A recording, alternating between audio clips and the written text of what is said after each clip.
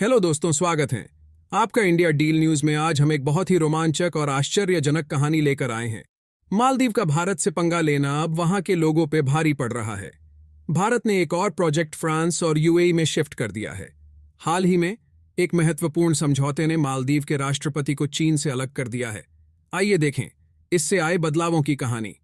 मालदीव ने सोचा था कि चीन के साथ दोस्ती करने से उसका उत्तरदाता बढ़ेगा, लेकिन भारत ने दिखाया कि सच्ची दोस्ती की कीमत कोई भी कसर नहीं छोड़ता।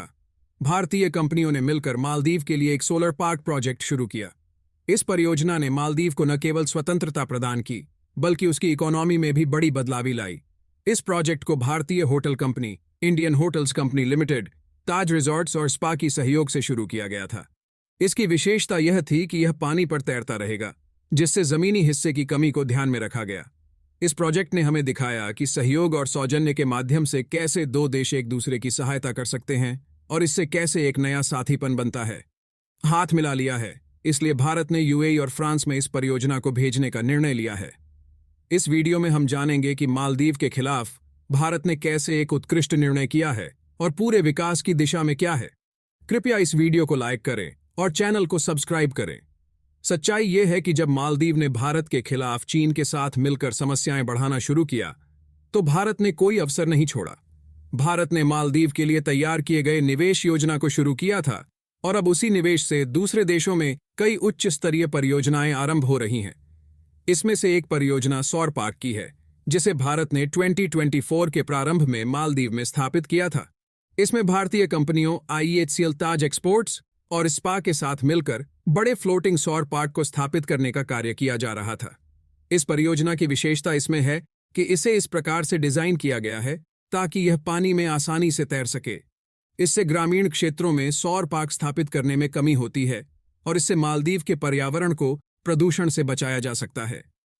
मालदीव में पर्यटकों को अच्छी सुविधा प्रदान करने के लिए डीजल जनरेटर का उपयोग किया जाता है, लेकिन इससे प्रदूषण बढ़ रहा है।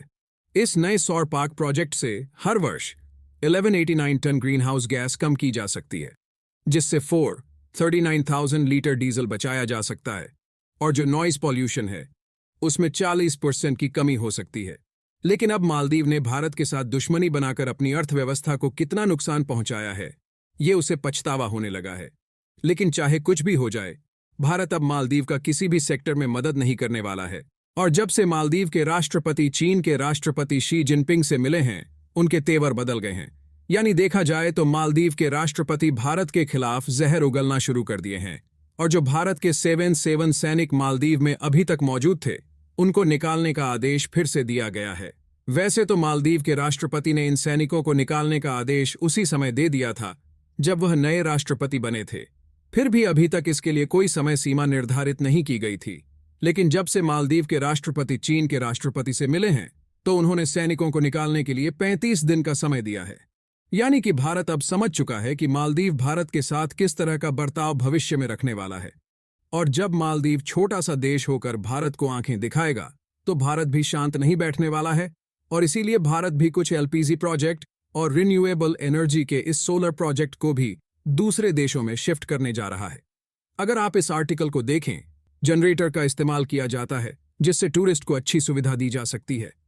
ताज एक्स को टिकाकर फ्लोटिंग सोलर प्रोजेक्ट के लगाने के बाद मालदीव ने जैसे ही भारत के प्रति अपने तेवर बदलना शुरू किया, उससे भारत ने अपने फैसले में बदलाव कर लिया है और अब भारतीय कंपनियां इसे ग्लोबल स्तर पर ले जाने का काम कर रही हैं। अब ये कंपनियां यूएई और फ्रांस जैसे देशों में सेटअप करने की योजना बना रही हैं और इसमें लगभग 1 ट्रिलियन इन्वेस्टमेंट की गई है, जो लगभग 2030 तक पूरी होने की उम्मीद है। यहां यह भी निर्धारित किया गया है कि इसमें 121 ऐसे देश शामिल हैं जहां सोलर पार्क की बड़ी मात्रा में आवश्यकता है और इसमें भारत को यूएई, फ्रांस और ऑस्ट्रेलिया जैसे देशों में भी शामिल किया गया है। हाल ही में हमने एक वीडियो में बताया था कि कुछ LPG प्रोजेक्ट्स जो मालदीव में सेटअप हो रहे थे, उन्हें श्रीलंका में शिफ्ट किया गया है। इसमें पुणे गैस ने उसी इंफ्रास्ट्रक्चर को तैयार करने का काम श्रीलंका में शुरू कर दिया है। इसके अलावा पुणे गैस ने इस प्रोजेक्ट को इंटरनेशनली भी ले जाने की योजना बनाई है, क्योंकि पुणे गैस के पास नेचुरल गैस को LPG में कन्वर्ट करने के लिए एडवांस टेक्नोलॉजी है और इस कंपनी ने अपनी तकनीक को और बेहतर बनाने के लिए फोकस किया है। इसके अलावा हाल ही में भारत ने यूएई के साथ FTA यानी कि फ्री ट्रेड एग्रीमेंट को भी स्वीकार किया है, जिससे भारतीय कंपनियां अधिक से अधिक विकसित देशों में अपने परियोजनाओं को सेटअप कर सकें। साइन कर लिया है और इस समय भारत को यूएई जैसे बड़े देश का फ्री ट्रेड मार्केट एक्सेस मिल गया है, जहां हम अपने प्रोडक्ट्स को ड्यूटी फ्री इंपोर्ट और एक्सपोर्ट कर सकते हैं। एक समय यह देखा जाता था कि चीन दुनिया का नंबर 1 सोलर प्रोड्यूसर देश था, लेकिन भारत ने रिन्यूएबल एनर्जी में तेजी से आगे बढ़ना शुरू किया है, जिससे चीन भी पिछड़ने की कगार पर है। और भारत ने अपने प्रोडक्ट्स की उच्च गुणवत्ता के कारण मिडिल ईस्ट के सभी देशों में पहचान बनाई है। इससे भारतीय कंपनियों को बड़े पैम्प में प्रोजेक्ट्स मिलना शुरू हो चुका है, और जो पहले मिडिल ईस्ट के मार्केट में चीन का कब्जा रखते थे, उसकी जगह अब भारत ने लेना शुरू कर दी है। एक रिपोर्ट के मुताबिक अमेरिका ने चीनी सोलर मॉड्यूल्स को अपने देश से पूरी तरह से हटा दिया है और इसकी जगह अब भारतीय कंपनियां लेने में कामयाब हो रही हैं। बता दें कि फाइनेंशियल ईयर 2023 में इंडियन सोलर सेल्स का एक्सपोर्ट $628 मिलियन के करीब था, जबकि यह साल 2022 में केवल $52 के आसपास था। इससे दिखता है कि भारतीय सोलर कंपनियां विश्व बाजार में तेजी से प्रवेश कर रही हैं और उन्हें आगे बढ़ने का मौका मिल रहा है। इस प्रकार भारतीय कंपनियां धीरे धीरे मिडिल ईस्ट के सभी देशों में अपनी पहचान बना रही हैं। आपको इन्फॉर्मेशन पसंद आई होगी। ऐसे ही वीडियो देखने के लिए इंडिया डील न्यूज चैनल को सब्सक्राइब करके वीडियो को लाइक करें। Thank you. जय हिंद।